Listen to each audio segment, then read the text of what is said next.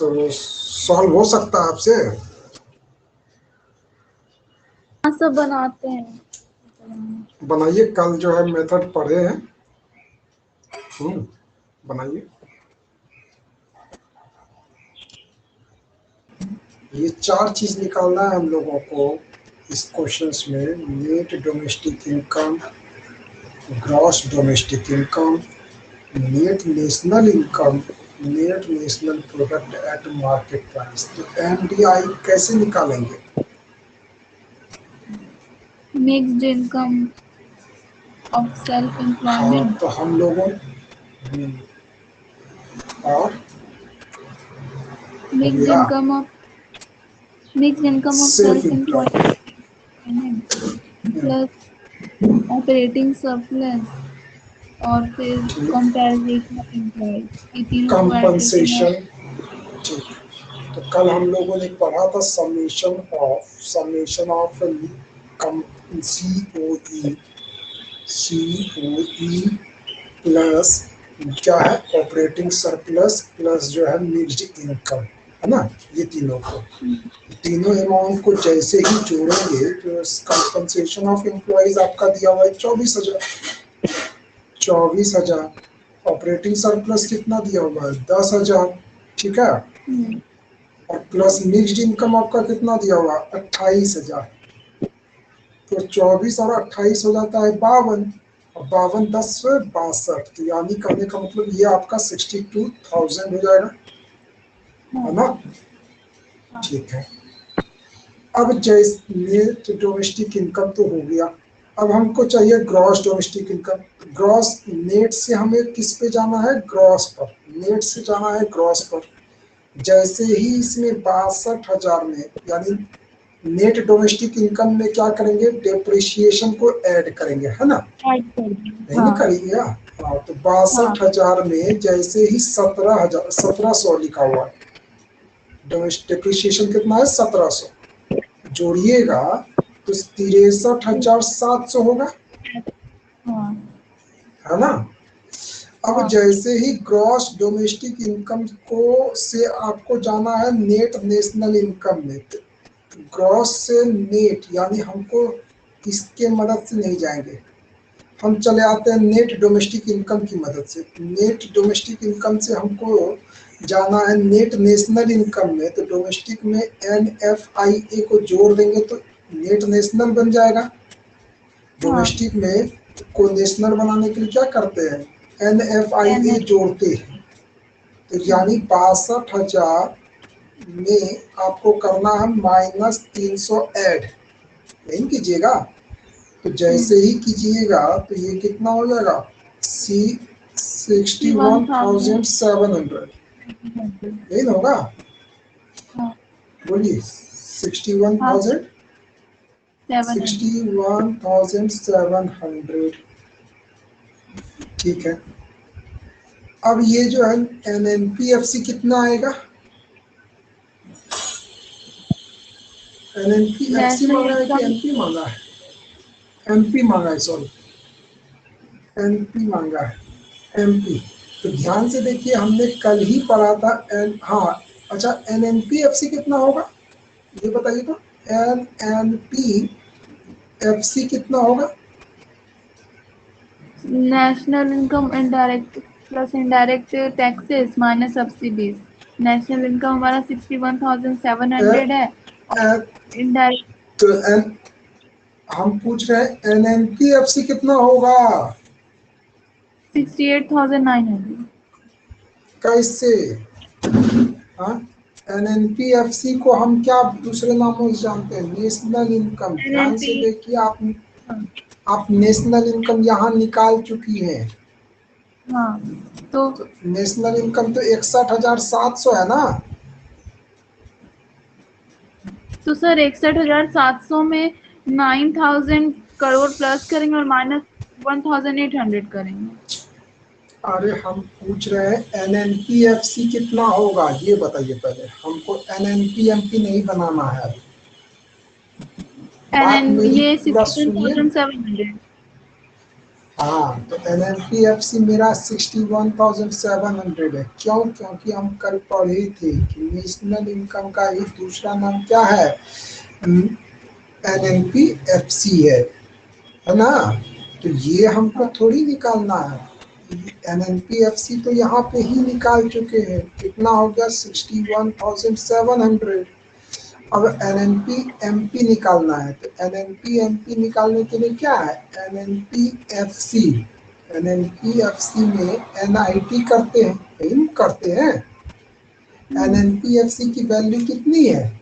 यहाँ पे आप देख रहे हैं कि NNPFC यहाँ पे 61,700 है। कितना है? 61,700। और NIT कितना होगा?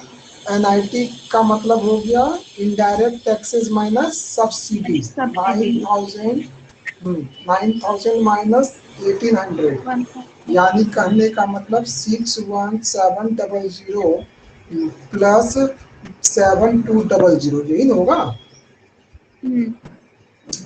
तो यहाँ पर कितना होगा? 6,8,900, यही आया होगा आपका आंसर। तो इसकी वैल्यू हो गई 68,900। अब देखते हैं हम जो है 68,900 है कि नहीं। 68,900 होना चाहिए, 61,700 होना चाहिए, 63,700 एक आंसर आना चाहिए, और कौन क्या आना चाहिए, और आना चाहिए 62,000, है ना। हाँ, तो अब देखते हैं कि हमारा जो है आंसर कितना है। ध्यान से देखिए कि आपके सामने जो है आंसर दिखेगा। ये देखिए, ये आप निकाले थे 62,000, सही है। दूसरा आंसर आप निकाले 63,700, ये भी सही हो गया। चलिए, नेक्स्ट है आपका 61,700, ये भी सही हो गए। और इसे हम 68,900, ये भी हमारा सही हो गया, है ना। चलिए, अच्छी बात है। तो इसका मतलब हम लोगों ने कल का जो है एग्जाम्पल समझ रखा। मतलब कल जो लास्ट वाला वीडियोस था, जो जिसमें कि आपको नहीं समझ दिख रहा था, वो आप देखी थी। 10 मिनट का वीडियोस था, वो नहीं देखे कल थे। वो लास्ट में जो प्रिकॉशन का जो छूट रहा था, वो देखे थे। वो तो सर, हाँ, मतलब जितना भी आधा उधर आप बता दिए थे, और लास्ट तक तो आप पढ़ा ही दिए थे उसमें। अच्छा, तो नहीं जहाँ पर आपको सुनाई नहीं दे रहा था, आप बोले थे, तो हम बोले कि ठीक है, आप रिकॉर्डेड देख लीजिएगा 5-10 मिनट वाला।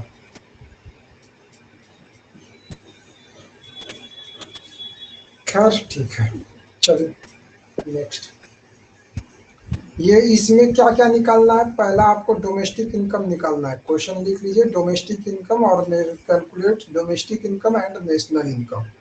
क्वेश्चन आपके सामने आ रहा है, कैलकुलेट डोमेस्टिक इनकम और नेशनल इनकम। तो सबसे पहले हम उसको छिपाएंगे, और उसके बाद जो है देखते हैं।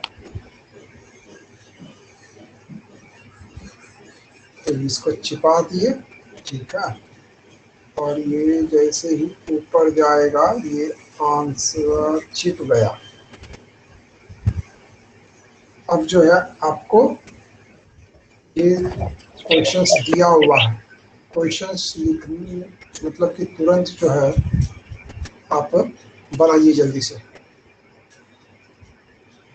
ज़्यादा समय नहीं, जल्दी से बताइए कि डोमेस्टिक इनकम कितना होगा, और जो है, और उसके बाद अलग से बाद में क्वेश्चन लिखते रहिएगा, लेट नहीं। डोमेस्टिक इनकम कैसे निकालिएगा, डोमेस्टिक इनकम कैसे निकालिएगा, और उसके बाद कहा था नेशनल इनकम कैसे निकालेंगे, है ना। तो डोमेस्टिक इनकम निकालने के लिए क्या क्या फॉर्मूलाज हैं बताइए। अगर आप बना सकते हैं वहाँ पे बनाइए जल्दी से। ठीक है, इतना सा हो गया, तब तक बनाइए, बताइए, और उसके बाद जवाब दीजिए कितना आंसर आया। का टॉपिक है हम लोगों का एक्सपेंडिचर मेथड। क्या है? Expenditure method. तो आज एक्सपेंडिचर मेथड पढ़ने हैं, तो चलिए पढ़ते हैं। तो कहता है कि इस ऑल इनकम मेथड खत्म हो गया। ठीक है, जैसे तीनों मेथड खत्म होगा तो सवाल हम दे देंगे आपको। फिर वैल्यू एडेड मेथड खत्म हो गया। अब है लास्ट मेथड एक्सपेंडिचर मेथड। इस एक्सपेंडिचर मेथड की मदद से हम लोग नेशनल इनकम कैसे निकालेंगे? ध्यान से देखिए, according to this method national income is measured in terms of expenditure. किसके टर्म में निकालते हैं? एक्सपेंडिचर के मेथड। ठीक है, on the purchase of final goods and services produced in the economy during an accounting year. वर्ष भर में जितने भी हमने क्या किए हैं, सर्विसेज को पर फाइनल गुड्स को परचेज किया है और सर्विसेज प्रोड्यूस्ड किए हैं विद इन एन इकोनॉमी, यानी विद इन अ बाउंड्री। ठीक है, तो वो क्या कहलाता है? एक्सपेंडिचर मेथड कहलाता है, एक्सपेंडिचर कहलाता है। इस मेथड में हम लोग एक्सपेंडिचर मेथड में नेशनल इनकम को फाइंड करेंगे और इसमें एक्सपेंडिचर को चेक करते हैं, देखते हैं। Since final expenditure comprises, final expenditure में क्या होते हैं? क्या कंजम्पशन, इन्वेस्टमेंट। इस वजह से यहाँ पे कंजम्पशन एंड इन्वेस्टमेंट भी कहा जाता है। फाइनल एक्सपेंडिचर में क्या क्या होता है, ध्यान से देखिए। तो जितना हमने कंज्यूम किया, जितना हमने कंज्यूम किया, क्योंकि हम खर्च कर रहे हैं किसी भी चीज को, जो वो अपने इस्तेमाल के लिए ही तो खर्च कर रहे होंगे ना। तो और उसमें जो भी पैसे इन्वेस्ट किए, इन्वेस्टमेंट भी क्या है? खर्च है। इस वजह से एक्सपेंडिचर मेथड का दूसरा नाम क्या है? Consumption and investment method. ठीक है, अब जो है इसी को दूसरे शब्दों में यह भी किया जाता है, जो भी हम कमाई किए उसे क्या करते हैं? खर्च करते हैं, डिस्पोज करते हैं, खत्म करते हैं। पैसे को खत्म किए कहाँ पर? खर्च, फाइनल गुड्स को परचेज करके, सर्विसेज प्रोवाइड करके। तो यह हो गया आपका दूसरे नाम से इनकम डिस्पोजेबल में, डिस्पोजेबल भी कहते हैं या डिस्पोजल भी कहा जाता है, कोई दिक्कत नहीं है। तो इनकम डिस्पोजल मेथड इसे कहे जाते हैं। तो एक्सपेंडिचर मेथड को तीन नामों से हमने जाना। एक तो एक्सपेंडिचर मेथड हुआ, दूसरा हुआ कंजम्पशन एंड इन्वेस्टमेंट मेथड, और तीसरा हुआ इनकम एंड डिस्पोजल मेथड। कोई दिक्कत नहीं। Final expenditure during an accounting year वह किसके इक्वल हो जाता है? GDP MP. यानी इससे आप डायरेक्ट कैसे क्या निकाल पाएंगे? एक्सपेंडिचर मेथड का सारे एक्सपेंसेस, मतलब वर्ष भर में जितने भी हमने खर्च किए उन सभी को जब हम जोड़ेंगे तो वो फाइनल एक्सपेंडिचर हमें क्या रिजल्ट देगा? जीडीपी एमपी देगा। ठीक है, इनकम मेथड में हमको क्या, सभी को जब जोड़ते थे तो वह क्या देता था? डोमेस्टिक इनकम देता था, है ना। यहाँ पर क्या दे रहा है? जीडीपी एमपी दे रहा है, ये याद रखना है। अब इसका क्लासिफिकेशन, पहले इसको साफ कर देते हैं। तो क्लासिफिकेशन देख लेते हैं। Classification final expenditure as expenditure on the purchase. Final expenditure का मतलब क्या हुआ? Expenditure on the purchase of final goods. Final goods पे जो भी हमने परचेज किए, जो भी खर्च किए फाइनल गुड्स को खरीदने में और सर्विसेज प्रोवाइड करने में। यानी कहने का मतलब जितना भी एक्सपेंसेस हमने किया किसके ऊपर? पहला फाइनल गुड्स के ऊपर और दूसरा सर्विसेज के ऊपर। यही हमारा क्या कहलाया? फाइनल एक्सपेंडिचर कहलाया। ठीक है, कितनी एक वर्ष के अंदर, एक वर्ष के अंतराल में जितने भी हमने खर्च किए वह इस पर फाइनल गुड्स पर। इंटरमीडिएट गुड्स से हमको कोई मतलब नहीं है। फाइनल गुड्स और सर्विसेज के ऊपर जितना भी खर्च हुआ वह कहलाएगा फाइनल एक्सपेंडिचर। और सारे फाइनल एक्सपेंडिचर के जो है वर्ष भर के वह किसके इक्वल हो जाते हैं, जीडीपी एमपी के इक्वल। ठीक है। अब यहाँ पर देखिए इसे जो है क्लासिफाई किया गया है 4 भागों में। कहने का मतलब है फाइनल एक्सपेंडिचर को 4 भागों में का बांटा गया है, 1 2 3 और 4। पहला हो गया आपका प्राइवेट फाइनल कंजम्पशन एक्सपेंडिचर। क्या हो गया, प्राइवेट फाइनल कंजम्पशन एक्सपेंडिचर। ठीक है, प्राइवेट फाइनल कंजम्पशन एक्सपेंडिचर। ठीक है, ध्यान से आप देखिएगा तो ऊपर में आपने इसे क्या पढ़ा, कंजम्पशन एंड इन्वेस्टमेंट। तो ठीक है, ध्यान से देखिए। तो private final consumption, consumption expenditure हुआ, तो एक होगा इन्वेस्टमेंट एक्सपेंडिचर भी तो होगा, फिर कंजम्पशन एक्सपेंडिचर होगा, फिर इन्वेस्टमेंट एक्सपेंडिचर होगा। ये हमेशा याद रखिए, 2 इन्वेस्टमेंट एक्सपेंडिचर, 2 कंजम्पशन एक्सपेंडिचर। यहाँ पर देखिए प्राइवेट के द्वारा हो रहा है तो ये क्या करेगा, पब्लिक के द्वारा। ये प्राइवेट फाइनल कंजम्पशन एक्सपेंडिचर हुआ, ये पब्लिक फाइनल कंजम्पशन, यहाँ पे सॉरी यहाँ लिखा है ना कंजम्पशन एक्सपेंडिचर। तो पब्लिक कहिए अथवा क्या कहिए, गवर्नमेंट भी कह सकते हैं। ठीक है, गवर्नमेंट फाइनल कंजम्पशन एक्सपेंडिचर। इसलिए दूसरा पॉइंट आपका हो गया गवर्नमेंट फाइनल कंजम्पशन एक्सपेंडिचर। तीसरा क्या हुआ, ये आपका इन्वेस्टमेंट एक्सपेंडिचर है। तो प्राइवेट भी तो ये इन्वेस्टमेंट करेगी ना, तो क्या होगा, इन्वेस्टमेंट एक्सपेंडिचर। तो ये किसके द्वारा होगा, प्राइवेट के द्वारा भी हो सकता है और पब्लिक के द्वारा, ये दोनों को मिला के चलेंगे। और नेक्स्ट जो है हम लास्ट में लिखेंगे नेट एक्सपोर्ट्स। तो नेट एक्सपोर्ट्स यानी नेट एक्सपोर्ट्स मतलब एक्स माइनस आई, एक्स माइनस एम। ठीक है, एक्स बोले तो एक्सपोर्ट हो गया और एम बोले तो इंपोर्ट हो गया। ठीक है, इसको 4 भागों में क्या बांटा, तो फिर से एक बार कर लेते हैं, समझ लेते हैं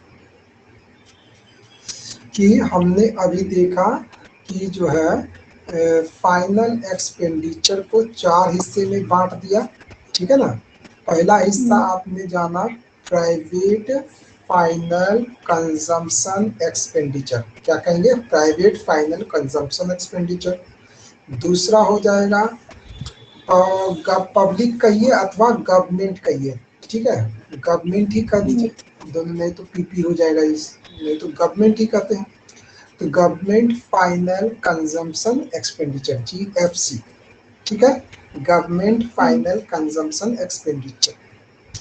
तीसरा क्या हो जाएगा, तीसरा हो जाएगा इन्वेस्टमेंट एक्सपेंडिचर। क्या हो जाएगा, इन्वेस्टमेंट एक्सपेंडिचर। और फोर्थ हो जाएगा आपका नेट एक्सपोर्ट्स, नेट एक्सपोर्ट्स। ये फाइनल एक्सपेंडिचर के क्या है, कंपोनेंट्स कहे जाएंगे या क्लासिफिकेशन भी कह सकते हैं। ठीक है, ये क्या है, कंपोनेंट्स ऑफ फाइनल एक्सपेंडिचर। अब प्राइवेट फाइनल कंजम्पशन एक्सपेंडिचर को हम क्या करते हैं, सी से, क्योंकि देखिए ध्यान से, कंजम्पशन एक्सपेंडिचर क्या है, इसको कंजम्पशन एक्सपेंडिचर को हम सी से रिप्रेजेंट करेंगे और इन्वेस्टमेंट एक्सपेंडिचर को आई से रिप्रेजेंट करेंगे। बात समझ में आ गई। अब बात आती है कि इसके लिए तो सी ले चुका है, ये प्राइवेट संस्था के द्वारा किया जा रहा है कंजम्पशन, तो ये सी से डिनोट कर दिए। अब गवर्नमेंट का करेगा तो गवर्नमेंट के लिए हम क्या कर देंगे, जी कर देंगे। ठीक है, इस वजह से सी प्लस जी प्लस आई और एक्सपोर्ट के लिए एक्स लिखा जाता है। क्या लिखा जाता है, काहे सेलेक्ट हो जाता है भगवान, एक सेकंड।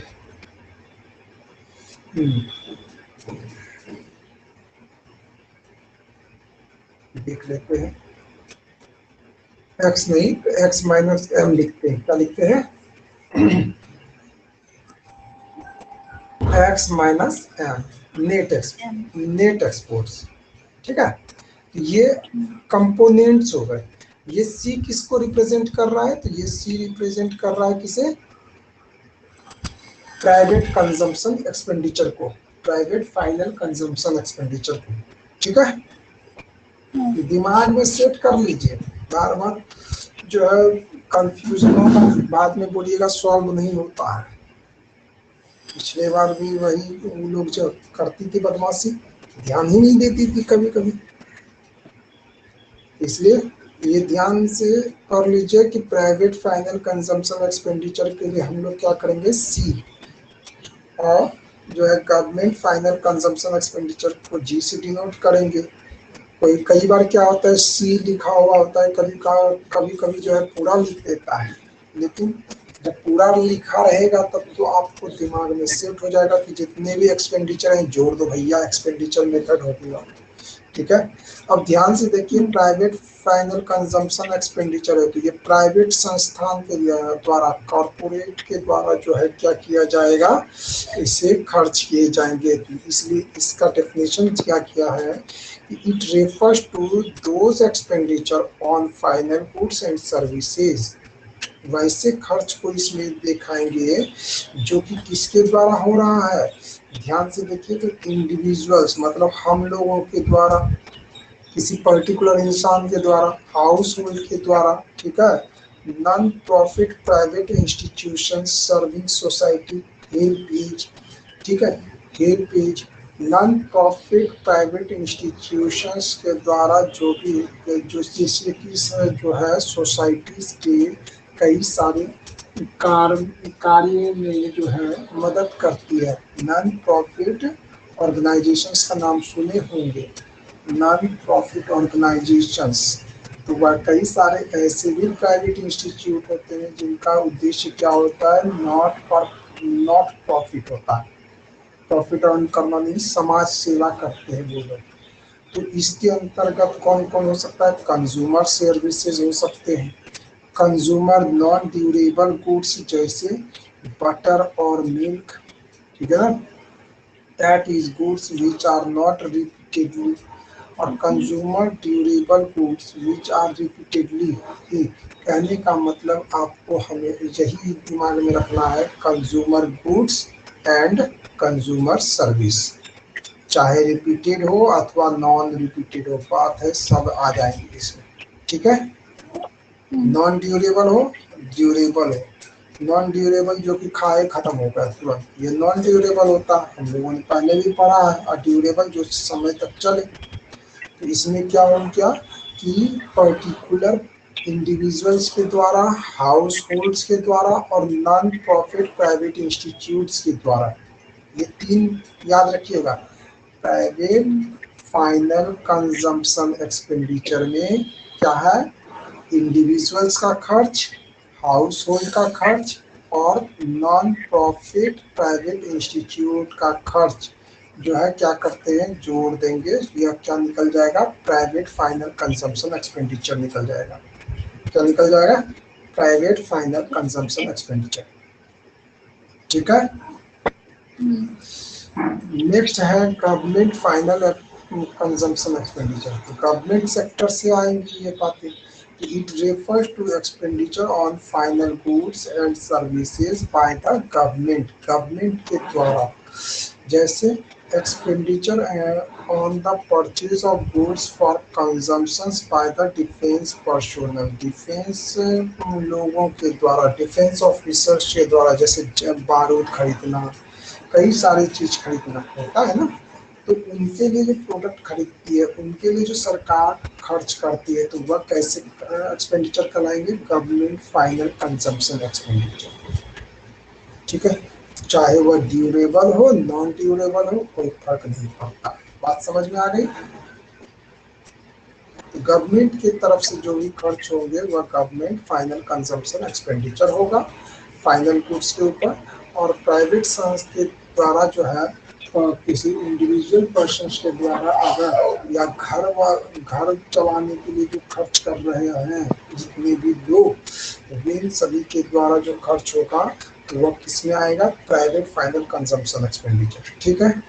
अब तीसरी बात होती है कि अब जो है ये जो कंजम्पशन मतलब अपने लिए हमने खर्च किया, यानी करने का मतलब हमने जो चीज खरीदा उसको हम यूज कर रहे हैं, कंज्यूम कर रहे हैं। अब इसके अलावा एक ऐसे एक्सपेंडिचर आते हैं जिस जो कि क्या करते हैं, हम कहीं ना कहीं हम निवेश करते हैं, पैसे लगाते हैं। ये प्राइवेट संस्था के द्वारा भी होता है और ये जो है पब्लिक के साथ भी होता है। ठीक है। गवर्नमेंट सेक्टर भी करती है। ध्यान से देख सकते हैं इसे, क्या लिखा हुआ है इसमें, तो क्या लिखा हुआ है, it refers to expenditure on the purchase of final goods by the producers. These goods are to be further used in the process of production.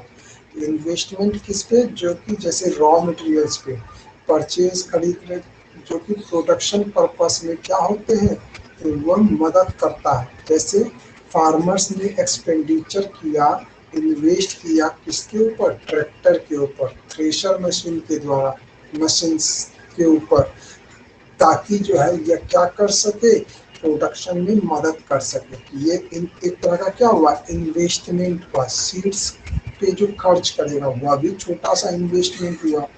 तो वे सभी क्या होंगे, इन्वेस्टमेंट एक्सपेंडिचर आएंगे। बात समझ में आ गई। इन्वेस्टमेंट एक्सपेंडिचर को दो हिस्से में बांट दिया, एक होता है फिक्स्ड इन्वेस्टमेंट और दूसरा होता है इन्वेंट्री इन्वेस्टमेंट।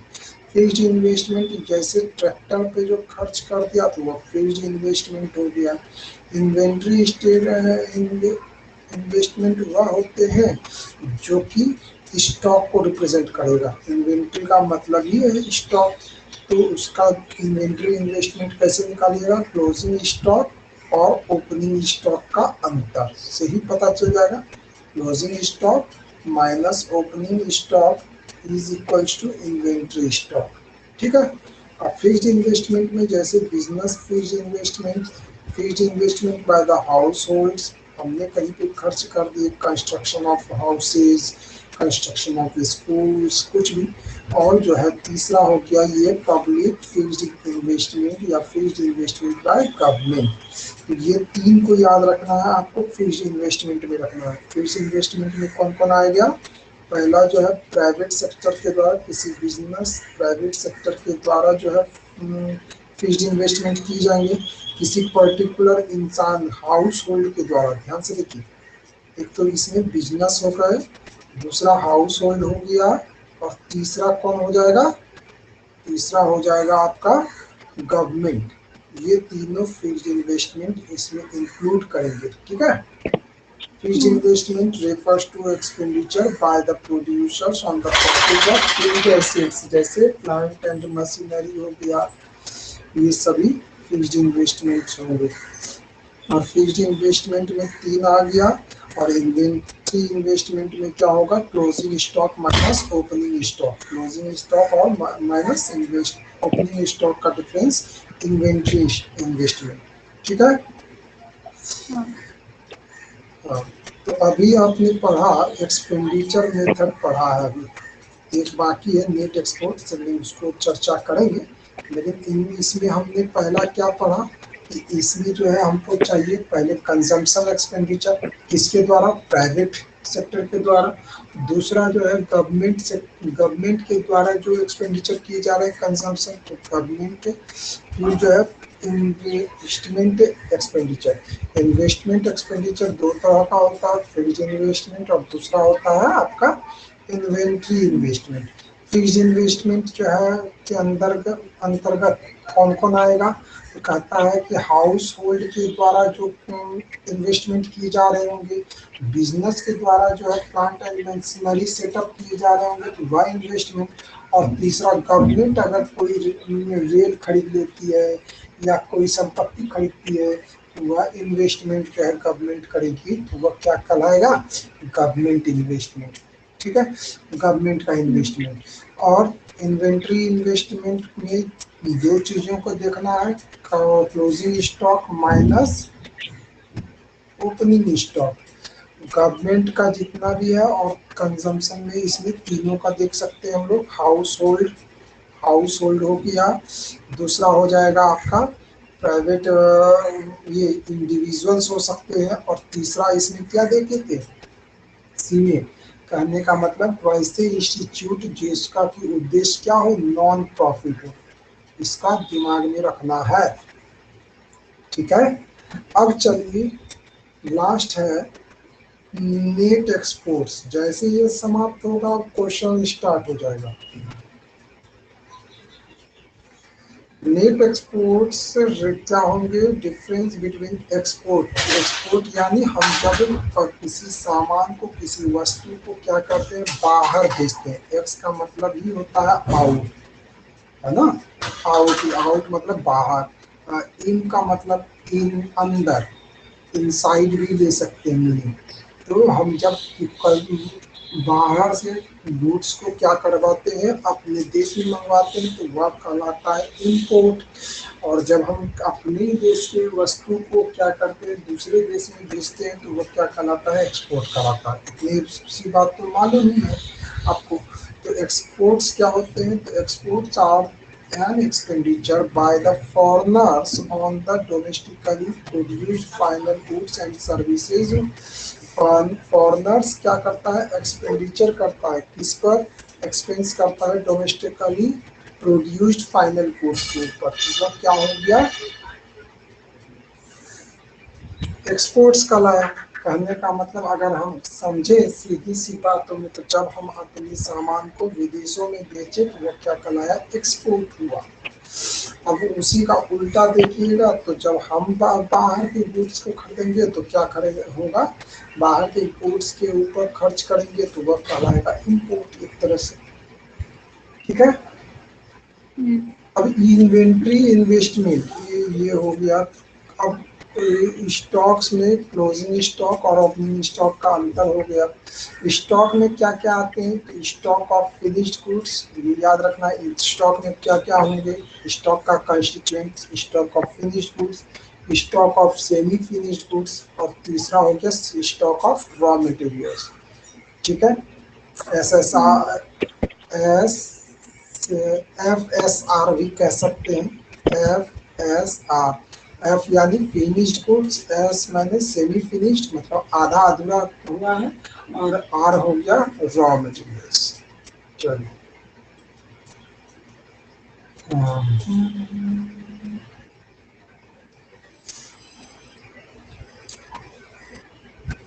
तो आपने देखा, आपने पहले ही पढ़ लिया था कि जैसे ही हम लोग सी किसको कहते हैं, private consumptions, private final consumption expenditure को कहते हैं। जब इसमें क्या करते हैं, गवर्नमेंट फाइनल कंजम्पशन एक्सपेंडिचर को यानी जी को जोड़ते हैं। तीसरा क्या है, फिर इन्वेस्टमेंट एक्सपेंडिचर। क्या है, इन्वेस्टमेंट एक्सपेंडिचर। इन्वेस्टमेंट एक्सपेंडिचर के अंतर्गत क्या क्या आता है, तीन चीज आता है। एक आपका जो है बिजनेस फील्ड इन्वेस्टमेंट आ गया, दूसरा हो जाएगा गवर्नमेंट फील्ड इन्वेस्टमेंट, और तीसरा हो जाएगा investment on the household या रेसिडेंशियल कंस्ट्रक्शंस, इन्वेस्टमेंट एक्सपेंडिचर। और लास्ट जो है आप क्या पढ़े थे, net exports, X minus M यानी नेट एक्सपोर्ट्स। इन सभी का सम जो है क्या देता था, जीडीपी एमपी देता था, जीडीपी एमपी देता था। ठीक है, और जीडीपी एमपी को ही दूसरे शब्दों में हम कहते हैं gross domestic fixed investment, gross domestic fixed investment. ये हो गया ग्रॉस डोमेस्टिक फिक्स्ड इन्वेस्टमेंट। क्या मिला, एक सेकंड ये गड़बड़ हो गया। ग्रॉस डोमेस्टिक फिक्स्ड इन्वेस्टमेंट का ये क्या हो जाएगा, जब फिक्स्ड इन्वेस्टमेंट को हम जोड़ देंगे, फिक्स्ड इन्वेस्टमेंट को जब तीनों फिक्स्ड इन्वेस्टमेंट को जोड़ देंगे तो वो क्या कहलाएगा, ग्रॉस फिक्स्ड इन्वेस्टमेंट कहिए या ग्रॉस डोमेस्टिक फिक्स्ड इनकम कहिए।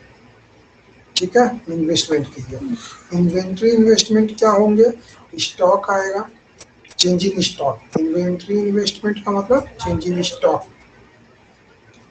ठीक है, इन्वेस्टमेंट में ये भी आता है, फिक्स्ड इन्वेस्टमेंट में तीन आ गया। फिक्स्ड इन्वेस्टमेंट में कितना आता है, दो। एक फिक्स्ड इन्वेस्टमेंट है, दूसरा क्या हो गया, इन्वेंट्री इन्वेस्टमेंट।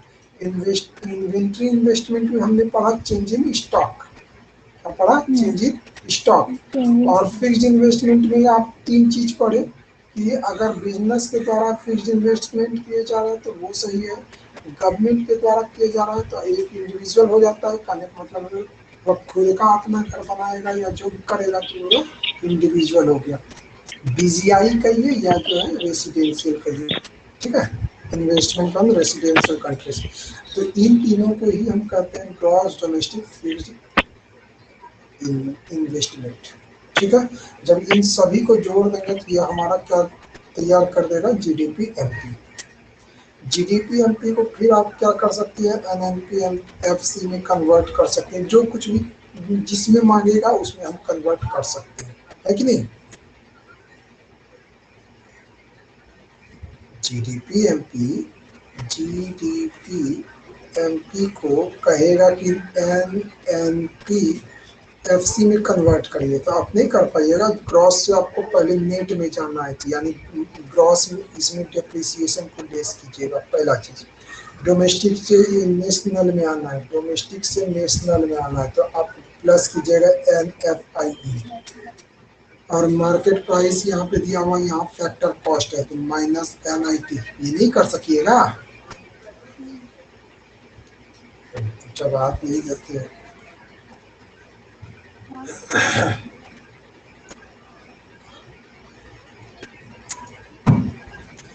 ये हो गया एक तरह से। अब कहता है why should exports be included in GDP. GDP में एक्सपोर्ट्स को क्यों इंक्लूड करते हैं, तो क्योंकि ये जो है क्या होता है, डोमेस्टिक प्रोड्यूस्ड गुड्स का पार्ट होता है। Domestically produced goods and services का क्या होता है, पार्ट्स होता है। और एक्सपोर्ट जो है गुड्स एंड सर्विसेज का पार्ट हो गया, क्योंकि गुड्स एंड सर्विस को ही एक्सपोर्ट कर रहे हैं। इस वजह से हमें जो है क्या करने पड़ते हैं, एक्सपोर्ट को जीडीपी में ऐड करना पड़ता है, ठीक है।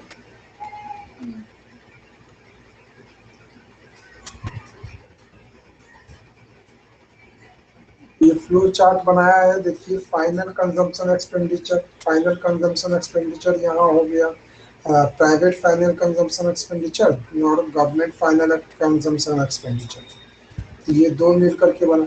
ग्रॉस डोमेस्टिक कैपिटल फॉर्मेशन तीन से, दो से। ग्रॉस डोमेस्टिक कैपिटल फॉर्मेशन जो है किससे किससे बनता है, तो एक हो गया फिक्स्ड इन्वेस्टमेंट से, फिक्स्ड इन्वेस्टमेंट से, और दूसरा क्या होगा, चेंज इन स्टॉक से।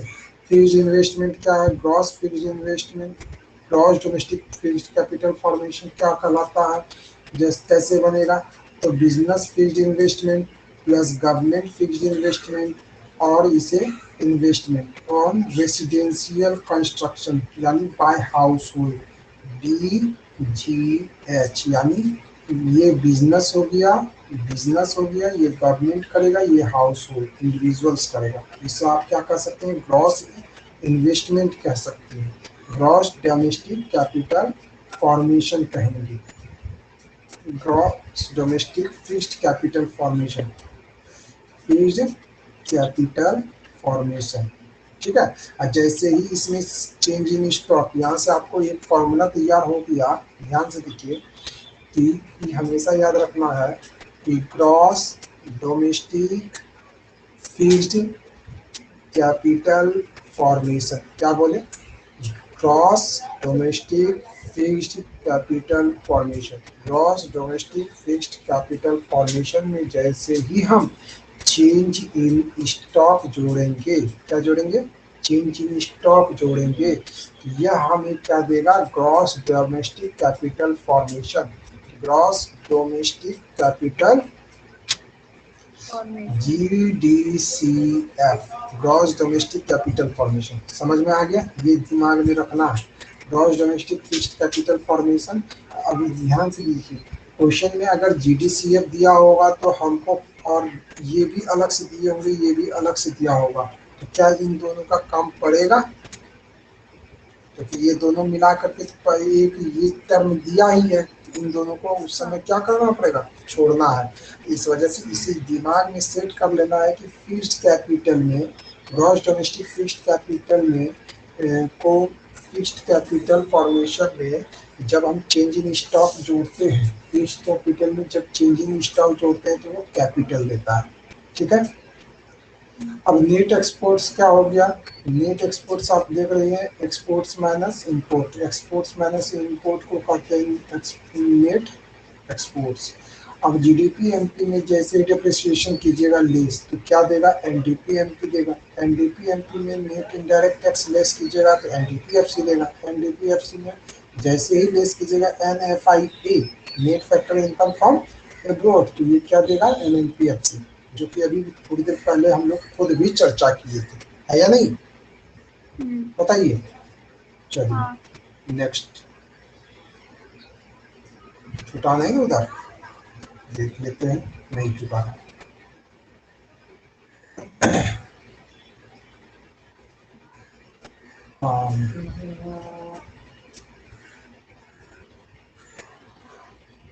अब यहाँ पे ये प्रिकॉशंस दिया हुआ है, प्रिकॉशंस रिगार्डिंग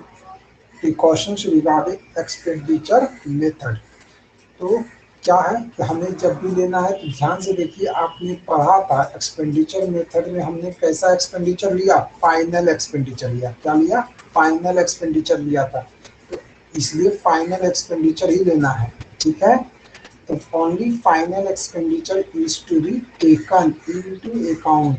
अगर इंटरमीडिएट एक्सपेंडिचर होगा तो क्या करेंगे, उसे नहीं लेंगे, समझे। इसलिए इसे फाइनल एक्सपेंडिचर को ही लिया जाता है, ताकि जो है डबल काउंटिंग क्या हो सके, से गलतियां जो है उसे अवॉइड किया जा सके। फाइनल एक्सपेंडिचर में सारे तरह के एक्सपेंडिचर क्या होते हैं, इन्वॉल्व होते हैं। इंटरमीडिएट गुड्स एंड सर्विसेज के एक्सपेंडिचर भी इन्वॉल्व होते हैं।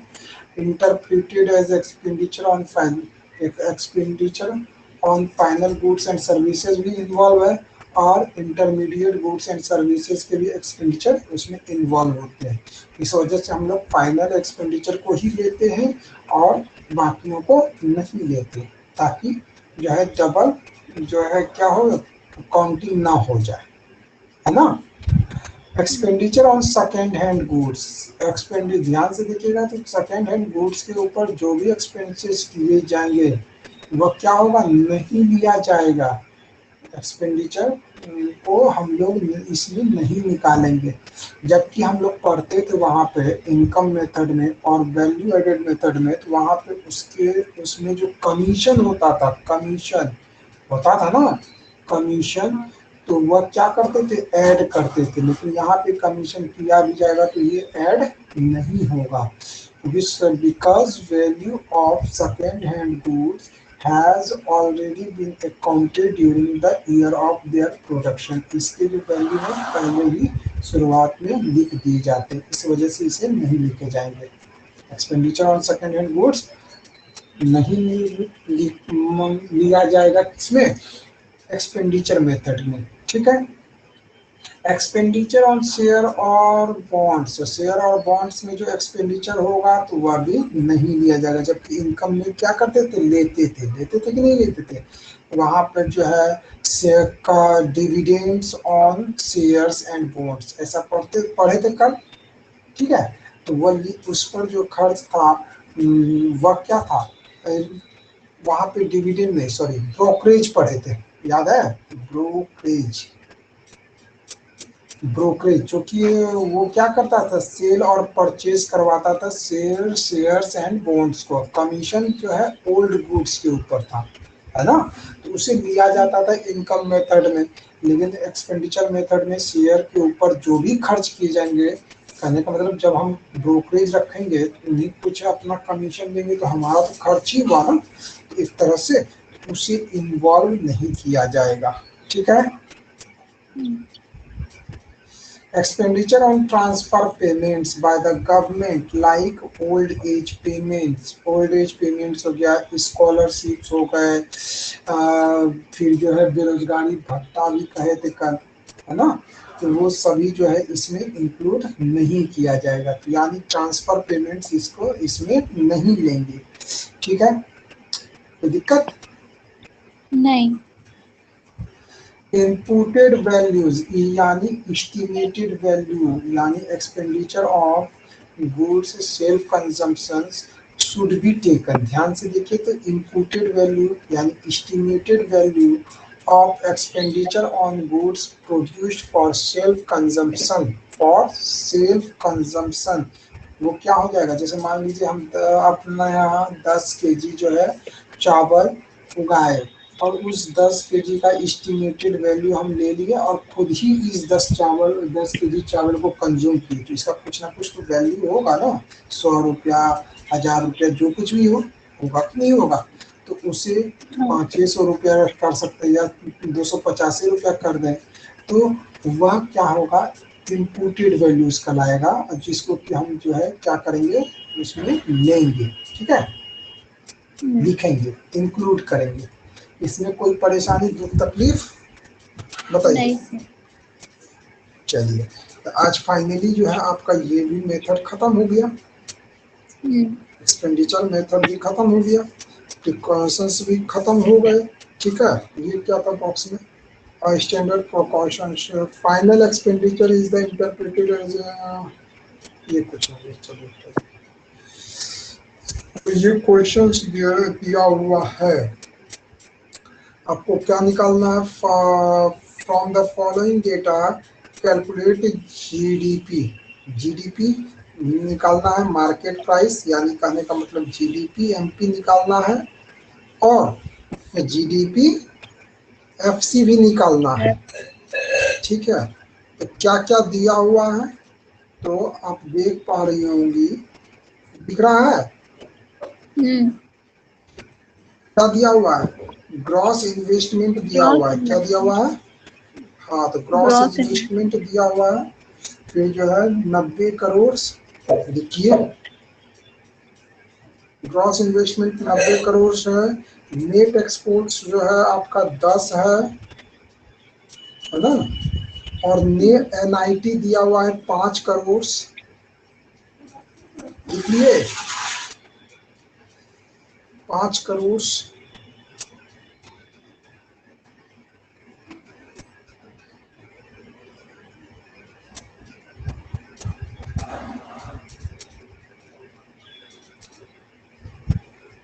इसका मतलब सही।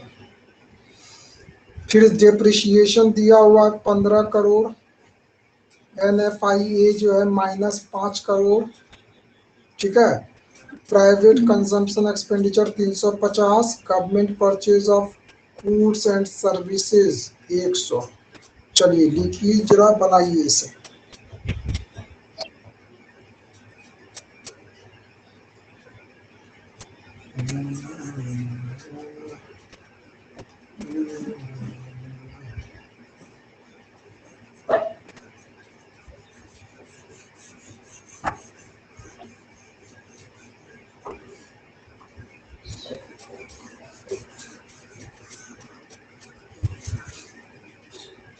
बन जाएगा तो बोलिएगा।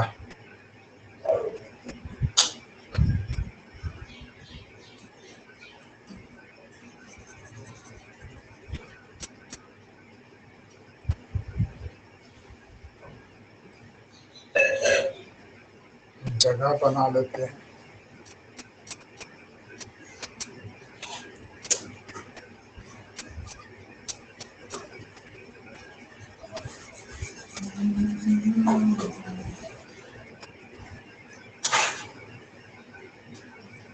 ठीक है,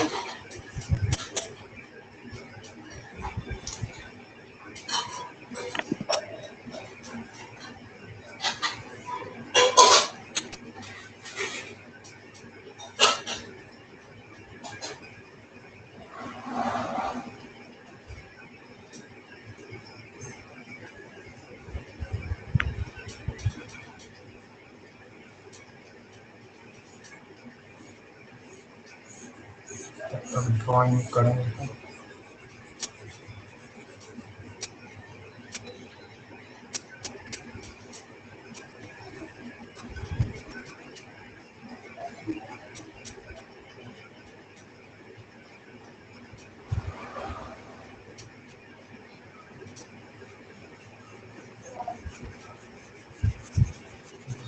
ये उजला ठीक है।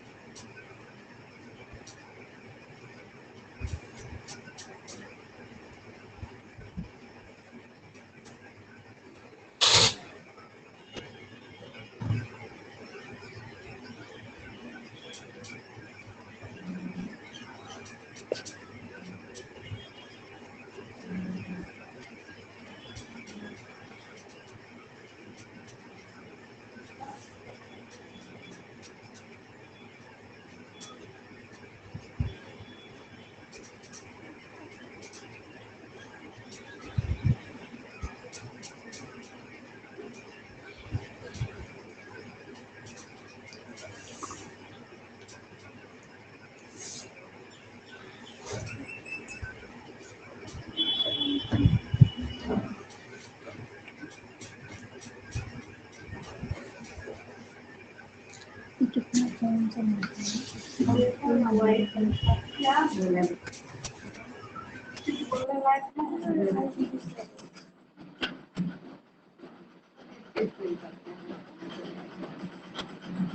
बताइए।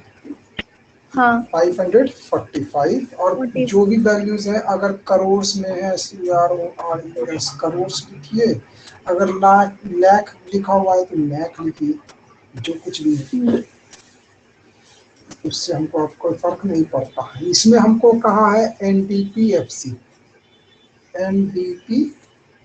निकालना है। तो अब ध्यान से देखिए, खैर ऊपर वाले ही क्वेश्चंस में हमारे पास और डिप्रिशिएशन दिया हुआ है, तो डिप्रिशिएशन से इस क्वेश्चंस में हमसे यह भी तो कह सकता है ना कि NDPFC निकालो, निकाल पाएंगे बताइए? इस डिप्रिशिएशन की मदद से हम NDPFC निकाल सकेंगे? तो gross investment, gross domestic fixed investment plus inventory. अरे जब हम ये निकाल लिए तो उतना लंबा हम क्यों जाएंगे? यहाँ से बताइए ना कि डिप्रिशिएशन दिया हुआ है क्वेश्चंस में, ये क्वेश्चन स्क्रीन नहीं दिख रहा है क्या? स्क्रीन जब दिख रहा है तो इस पे हम कह रहा है कि डिप्रिशिएशन की मदद से हम निकाल पाएंगे NDPFC। जब हम अभी तुरंत निकाले हैं GDP-MPFC निकाल लिए, GDP-MP निकाल लिए, तो क्या हम NDPFC निकाल सकते हैं? डिप्रिशिएशन भी दिया हुआ है। क्वेश्चन हमको NDPFC भी मांग सकता था ना, नहीं मांग सकता है? अच्छा, NDP-MP भी मांग सकता है क्या? देखिए तो NDP-MP भी मांग सकता है। नहीं, क्यों नहीं? नेट फैक्टर इनकम फ्रॉम, जब GDP-MP निकाले तो NDP-MP नहीं निकाल सकते हम? हाँ निकाल सकते हैं। सीधा बोल देते नहीं जब भाई। अच्छा, क्या GNP-MP निकाल सकते हैं? GNP-MP GDP-MP निकल गया तो GNP-MP में निकालने के क्या करना चाहिए हमको? GDP-MP निकाले हुए हैं तो GNP हमको निकालना है। तो डोमेस्टिक से नेशनल में जाने के लिए क्या करना चाहिए हमें? Net factor income from abroad चाहिए या नहीं चाहिए? हाँ ये भी तो दिया हुआ है, तो इसकी मदद से हम ये GNP-MP निकाल सकते हैं, हाँ या ना? हाँ। अच्छा, GNP-MP की जगह पे हमसे GNP-FC मांग ले तो? अगर हमसे GNP निकाल सकते हैं तो यही आपका क्वेश्चन का मतलब कि ये एक्स्ट्रा क्वेश्चन है इससे, इसमें ये बनाइएगा, ठीक है? घर में सुने कि नहीं? हाँ सर। अच्छा, एक सेकंड, अब नीचे आते हैं क्वेश्चंस। क्वेश्चंस दिया हुआ है तो इसका मतलब वो जो चीज दिया हुआ है स्किप करने के लिए, क्योंकि क्वेश्चन का मान था, लेकिन उसकी मदद से हम कुछ और भी निकाल सकते हैं। अब देखिए NDPFC है, हमारे पास क्या क्या चीज दिए हुए हैं, मौजूद है। यहाँ पे देख रहे हैं fixed investment, gross domestic fixed investment दिया गया है। अच्छा बताइए, हम जो पूछ रहे हैं उसका जवाब दीजिएगा। Gross domestic fixed capital formation करने के लिए क्या करेंगे? फिक्स्ड कैपिटल फॉर्मेशन चाहिए हमको। Gross domestic fixed capital formation equal to क्या होता है? हाँ, GDFI gross domestic fixed investment plus change in stock, change in stock. इसी चेंज इन स्टॉक को आप कहती है इन्वेंट्री इन्वेस्टमेंट। क्या कहती है? Inventory investment. इस दोनों की मदद से आप क्या निकाल पाए? Gross domestic fixed capital formation निकला कि नहीं निकला? ठीक है। अगर हमसे पूछेगा, हमको पूछेगा, मांगेगा net domestic fixed capital formation, क्या हम निकाल सकेंगे? हाँ। ग्रॉस से नेट में जाने के लिए हमको डेप्रिसिएशन की जरूरत है। क्या डेप्रिसिएशन मौजूद है? बिल्कुल है। तो ये भी मांग सकता है कि NDFCF या NDFI भी मांग सकता है। NDFI कैसे निकालेंगे? माइनस डेप्रिसिएशन, ठीक है? अच्छा, फिर जो है अब यहाँ देखते हैं कि हमको सवाल क्या मांगा है, NDPFC, फिक्स्ड इन्वेस्टमेंट दिया हुआ है, इन्वेंट्री इन्वेस्टमेंट दिया हुआ है, ठीक है। हमें जो है कंजम्पशन एक्सपेंडिचर चाहिए था, है ना। और ये कैसा इन्वेस्टमेंट है, ये है आपका रेसिडेंशियल इन्वेस्टमेंट, रेसिडेंशियल इन्वेस्टमेंट है, ठीक है। और सब्सिडीज और आईटी की मदद से हम NIT निकाल सकते हैं, ठीक है। अब हमको क्या चाहिए, NDPFC निकालना है। NDPFC निकालने के लिए फॉर्मूला बताइए क्या क्या होगा। जी, GDP अभी minus depreciation minus indirect tax.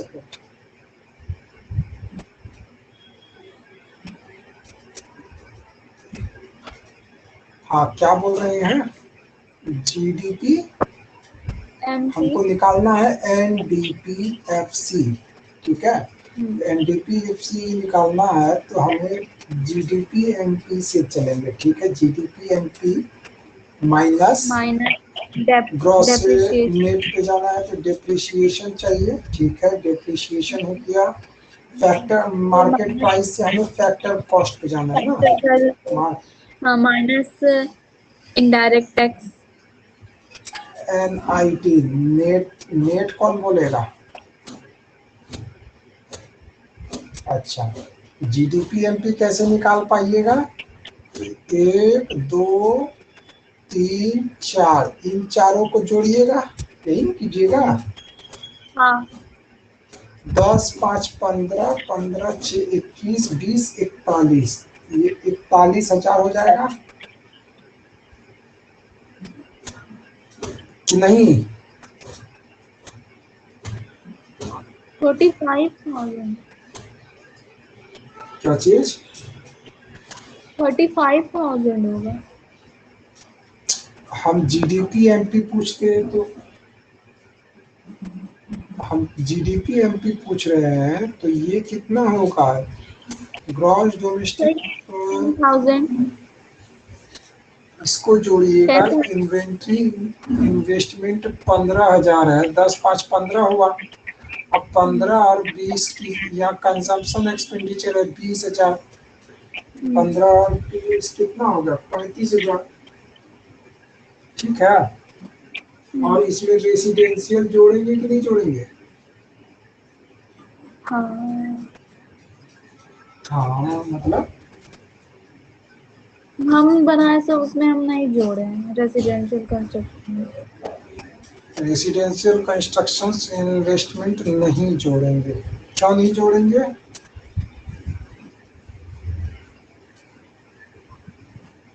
Sir, यहाँ सब्सिडीज दिया हुआ है तो उसको माइनस नहीं करना है। वो तो करेंगे ना, ये जुटेगा कि नहीं जुटेगा ये बताइए, रेसिडेंशियल कंस्ट्रक्शन इन्वेस्टमेंट जोड़ेंगे कि नहीं जोड़ेंगे। ये नहीं जुड़ेगा। अच्छा, नहीं जुड़ेगा, चलिए, क्योंकि gross domestic fixed capital investment में आ चुका है ना। हाँ, जवाब तो ये नहीं होना चाहिए।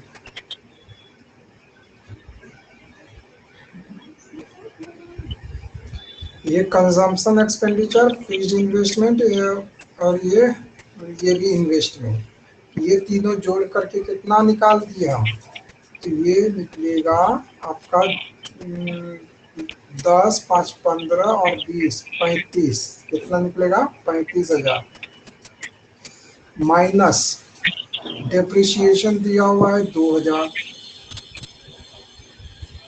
और नेट इनडायरेक्ट टैक्स क्या हो जाएगा, इनडायरेक्ट टैक्स माइनस सब्सिडीज, यानी 1,000 माइनस 2,000 तो माइनस 1,000, ये कितना हो जाएगा 35,000